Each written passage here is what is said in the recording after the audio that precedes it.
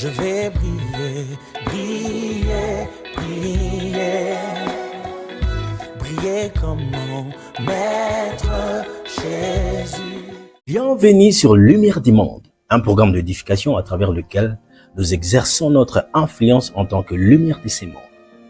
Ce programme est animé par moi et comporte en son sein plusieurs rubriques, notamment « Écoute, ceci te concerne », qui est dédié à la motivation, au partage d'expériences, au témoignage, aussi un moyen par lequel les héros nous prodiguent des conseils qui visent à booster notre foi, afin d'en nier les épreuves et de tenir bon quoi qu'il arrive, et d'être déterminé à produire de meilleurs résultats.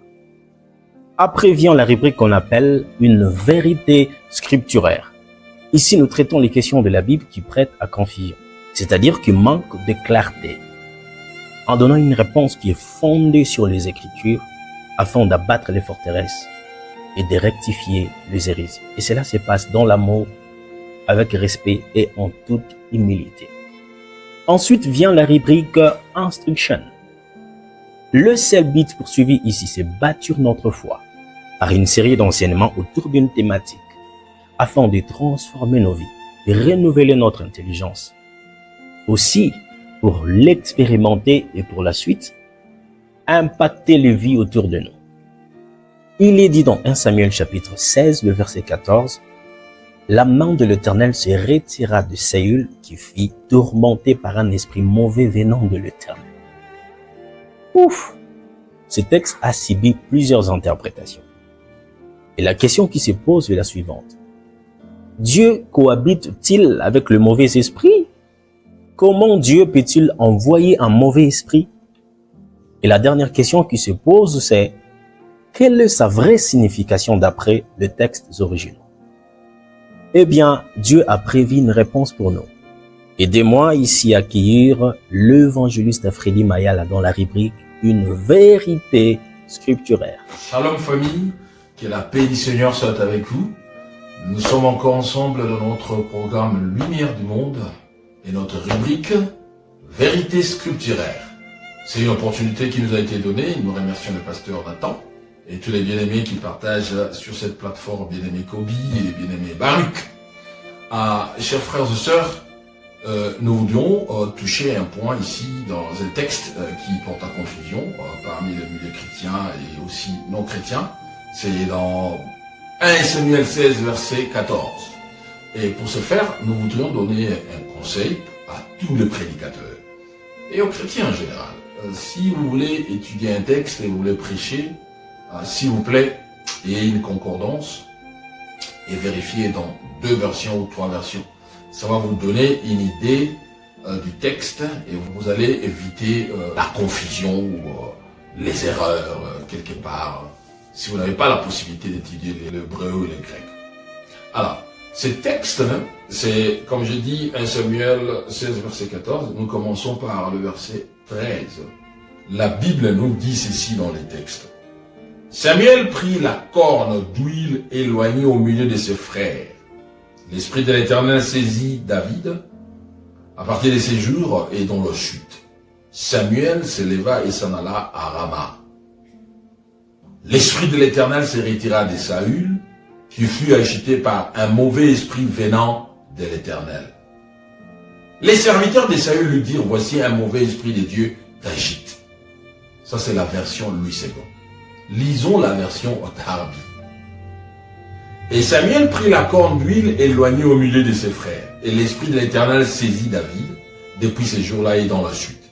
Et Samuel se leva et s'en alla à Rama. Et l'Esprit de l'Éternel se retira d'avec Saül.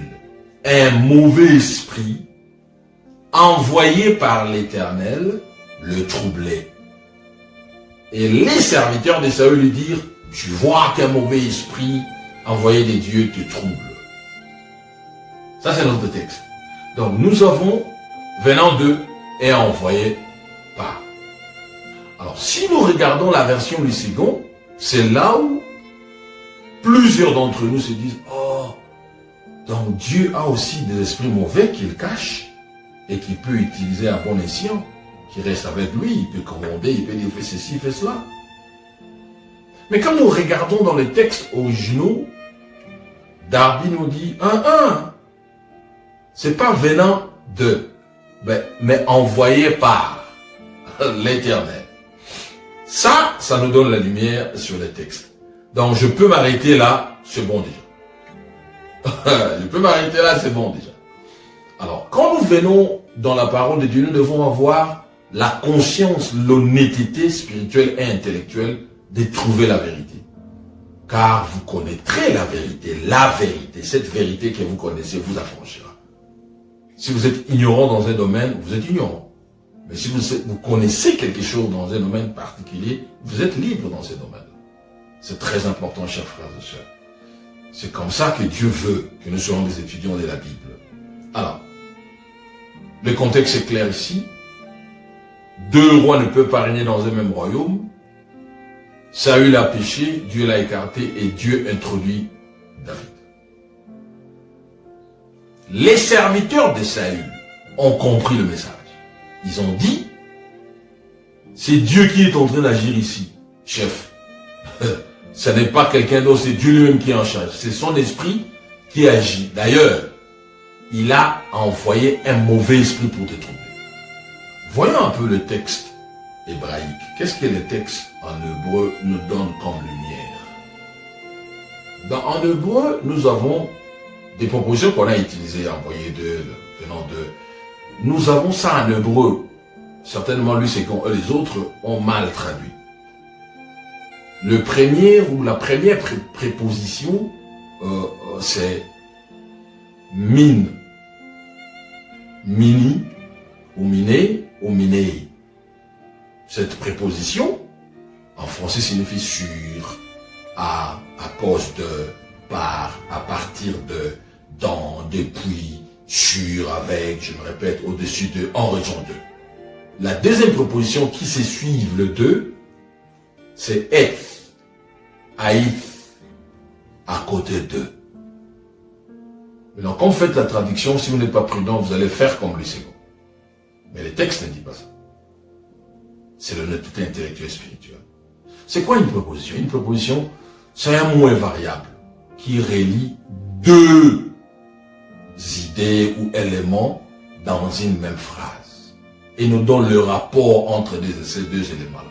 Donc le rapport que la Bible nous donne ici, la parole de nous donne ici, c'est le rapport entre Dieu et le mauvais esprit. Je n'ai pas de rapport égal avec un mauvais esprit. Par contre, je peux ordonner à un mauvais esprit de faire ce que je veux, car je suis Dieu. Parce que les mauvais esprits n'habitent plus avec Dieu. Ils habitaient avec Dieu quand ils étaient saints. Mais quand ils se sont rebellés, il les avait chassés. Ils sont allés où? Dans les lieux arides. Les esprits mauvais habitent les lieux arides. Jésus nous dit, quand un esprit veut chasser ça, il part dans les lieux arides. Ils n'habitent pas avec Dieu. Donc, c'est aberrant de dire que l'esprit mauvais venant de Dieu. C'est comme s'ils étaient dans un même endroit, ils se côtoient et disent, toi, fais ça. Non, jamais. Dieu est saint, il ne peut pas habiter avec le mal. Nous savons, les amis. Ok? Donc Darby nous donne une bonne version. Et la version originale, c'est-à-dire la langue hébraïque, est claire là-dessus. Alors maintenant, une autre préoccupation vient en l'esprit. Mais comment un Dieu d'amour peut donner l'ordre à un esprit mauvais d'aller trouver quelqu'un? Comment un Dieu d'amour peut le faire comme ça? C'est une bonne question, une bonne préoccupation. Nous devons comprendre que le même Dieu qui est amour, il est aussi juste. C'est cet aspect-là que les gens ne veulent pas accepter. Ils regardent toujours là-haut. Non, mon papa là-haut nous regarde, ma maman là-haut nous regarde. Tout le monde parle au ciel. Non, c'est faux. Si nous désobéissons, Dieu nous rejette. Dieu ne peut pas habiter avec les gens qui désobéissent. La désobéissance est plus que la rébellion et la sorcellerie. La rébellion et la désobéissance c'est plus que la sorcellerie. C'est comme la sorcellerie, au fait, quelque part. Il n'y a pas de différence. Et Samuel le dit si bien, chers frères et sœurs. Donc le texte est clair, mais nous voulons un peu extrapoler pour nous donner encore plus de lumière par la grâce de Dieu dans notre texte, dans notre rubrique vérité scripturaire. Alors, nous devons comprendre ceci. Qui a envoyé les plaies en Égypte? Yahweh, Elohim, Dieu, le Dieu d'amour, a frappé les Égyptiens. Pourquoi? Parce que les Égyptiens adoraient ils avaient 10 dieux principaux qu'ils adoraient. Et Dieu a envoyé une plaie pour confondre ou pour faire voir à chaque dieu et aux Égyptiens qu'ils sont rien. 10 plaies successivement. Et ils en ont eu pour leur compte, chers frères et sœurs. C'est le Dieu juste qui a envoyé le feu sur Sodome et Gomorrhe. Après les avertissements. Pharaon a résisté. Dieu dit, libère mon peuple, il résiste. Dieu dit, ok. Je vais te faire voir. Les Gomorriens et les Sodomiens ont résisté. Vous allez voir, le feu descendu les a brûlés tous. C'est Dieu qui l'a fait. Donc pour Saül, c'est pas étonnant. Ça c'était même bien avant. Et Dieu a dit aux Israélites, je vous donne ce pays. J'ai chassé les habitants qui habitaient ici. Si vous faites la même chose, c'est ce qui va vous arriver. Un Dieu juste, chers frères et sœurs. Quand nous regardons certains démons, comment Dieu les avait punis, il les a mis dans un endroit, c'est une sorte de prison avant le jugement dernier, parce qu'ils se sont rebellés contre Dieu. Au moment où autant des géants qui s'étaient apparus sur terre, ils voulaient dépasser des bords, des limites que Dieu avait mis. Dieu les avait enchaînés. C'est dans Jude, Jude 6, qu'il a réservé pour le jugement du grand jour, enchaînés éternellement par les ténèbres, les anges qui n'ont pas gardé leur dignité, mais qui ont abandonné leur propre demeure. Que Sodome et Gomorrhe et les villes voisines qui se livrèrent comme eux à l'impudicité et à des vices contre nature sont donnés en exemple, subissant la peine d'un feu éternel. On ne se moque pas de Dieu. Notre Dieu est un Dieu juste. Alors, il y a quelques éléments que nous avons notés ici qui ont poussé Dieu dans ses principes à donner l'ordre à un esprit mauvais de troubler Saül. Le premier élément, Saül évidemment l'a déjà dit Saül à cause de sa rébellion, de sa désobéissance envers Dieu. Dieu a résolu de le faire. Deuxième élément, pour ouvrir la voie à David, nous l'avons dit, pour devenir roi, parce que 2 rois ne peuvent pas régner, Dieu a rejeté l'un. Troisième élément, pour nous avertir que ceci nous arrivera aussi si nous rejetons Dieu. Si toi et moi nous rejetons Dieu, ça va aussi nous arriver. Hébreux 10, verset 31, nous dit ceci, c'est une chose terrible qui est de tomber entre les mains du Dieu vivant. C'est une chose terrible. Parce que personne ne va fuir. Ou nous tombons dans les mains de Dieu dans un bon sens, c'est-à-dire nous venons nous-mêmes. Nous aurons nos cœurs, je suis un pécheur, accepte-moi, il nous accueille.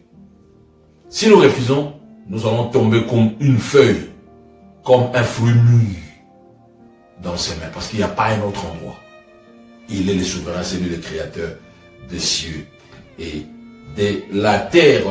Nous avons également un autre élément pour nous montrer comment Dieu opère. Dieu opère par principe. Il nous montre ces principes d'opération. Le premier principe, il peut enlever la protection. Quand il enlève la protection, c'est le mal qui vient. Il peut ordonner à Satan d'attaquer quelqu'un, de toucher quelqu'un. Il l'a fait avec Job. Il n'a pas changé, il peut le faire aussi. Il peut envoyer un esprit d'égarement. Vous allez dire, oh, frère, est-ce que Dieu peut envoyer Satan? Ok, si vous n'acceptez pas, nous sommes dans la nouvelle alliance, c'est une bonne chose. Ok, c'est vrai, c'est bon. Mais dans la nouvelle alliance, on parle, Dieu a envoyé un esprit d'égarement. Nous lisons dans 2 Thessaloniciens 2:11. Ainsi, Dieu leur envoie, il ordonne, à un esprit d'égarement, une puissance d'égarement, pour qu'ils croient au mensonge, afin que tous ceux qui n'ont pas cru à la vérité, mais qui ont pris plaisir à l'injustice, soient condamnés. Voyons-nous? Le Dieu d'amour, dans la nouvelle alliance, les gens ne veulent pas écouter la vérité. On leur prêche la vérité, ils refusent. Croyants en Jésus-Christ disent non, ils veulent faire les choses que nous veulent. Ils veulent faire, ok, Dieu ordonne maintenant à un esprit, allez-y, égarez-le pour des bons, pour qu'il périche. Perish. Je mélange l'anglais et le français. Perish. Ok, chers amis. Pour vous donner une illustration, avant de prier avec vous, dans Actes des Apôtres, 16:6, ayant été empêchés par le Saint-Esprit d'annoncer la parole dans l'Asie, ils traversèrent la Phrygie et le pays de Galatie. Arrivés près de la Mysie, ils se disposaient à entrer à Bithynie. Mais l'Esprit de Jésus ne leur permit pas. Ils franchirent alors la Mysie et descendirent à Troas. Pendant la nuit, Paul eut une vision, un Macédonien lui apparut et lui fit cette prière. Passe en Macédoine, secours-nous, passe en Macédoine, secours-nous, passe en Macédoine, secours-nous, passe en Macédoine. À 2 reprises, Dieu a dit, ne va pas là-bas, ne va pas prêcher là-bas. Pour quelle raison? Parce qu'on doit prêcher l'évangile partout. Je dis toujours, souvent dans mes prédications, Dieu a une limite. Si vous dépassez cette limite-là, vous êtes foutus. Lui-même sait. Mais nous devons prêcher la parole. Je suis en train de préparer, par la grâce de Dieu, un programme. Avec des dates et tout, pendant un moment long. Et le Saint-Esprit me dit, tout ce que tu as arrêté là, change ça. Ne faites pas ça comme ça, ça. Ah, Seigneur. Qui sait? Les gens dans l'Asie, peut-être ils ont déjà eu la grâce, ils ont refusé, ils ont abandonné, ils étaient comme Saül, ils ont rejeté Dieu. Dieu a déjà envoyé un esprit d'égarement. Des esprits pour les troubler, pour qu'ils perdent, pour qu'ils aillent dans la destruction. Et la seconde fois, le Saint-Esprit ne va pas là-bas. Peut-être qu'ils n'étaient pas encore mûrs, ils n'étaient pas encore prêts. Vous allez perdre votre temps là-bas. Par contre, il y a la Macédoine qui attend l'évangile. Il y a des gens qui prient. Où est Dieu? Dieu aide-nous, honnêtement parlant. En vision, il voit un Macédonien. Viens nous prêcher, viens nous prêcher. Et Paul est allé là-bas, il a établi l'église, les gens se sont convertis. Peut-être vous êtes Macédonien aujourd'hui. Vous criez où est Dieu? Dieu, Seigneur. Voici la grâce. Ne faites pas comme Saül. Ne condamne pas Dieu, n'accuse pas Dieu. Quand vous interprétez mal les textes, c'est à nous de comprendre les textes.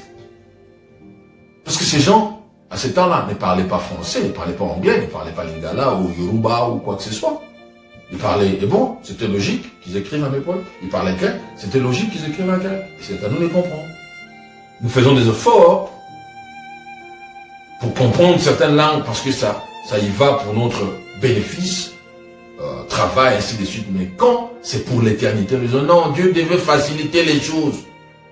Non, c'est Dieu qui nous a donné l'intelligence. Comment vous comprenez les mathématiques? Vous ne pouvez pas lire et comprendre la parole de Dieu. Vous accusez Dieu. Nous accusons, nous interprétons mal les Écritures. Êtes-vous un Macédonien? Même si vous êtes en Asie, mais la grâce est encore là. C'est jour, aujourd'hui. Je veux prier avec vous. Demandez au Seigneur de vous pardonner. Répondez-vous. Ne tombez pas entre les mains du Tout-Puissant. Ayez le cœur de David. Quand il péchait, il dit, Seigneur, pardonne-moi. Il rentre vite. Mais Saül s'est endurci. Je prie. Prions ensemble. Seigneur, notre Dieu, mon frère a écouté la parole. Il a compris. Il a compris les textes. Il veut se repentir. Il veut faire de toi son Seigneur. Père, écoute sa prière comme le Macédonien. L'évangile était prêché. Seigneur, tu dis, si nous demandons pardon, tu nous pardonnes. Pardonne à mon frère, ma soeur. Chrétien ou pas chrétien. Seigneur, nous revenons vers toi.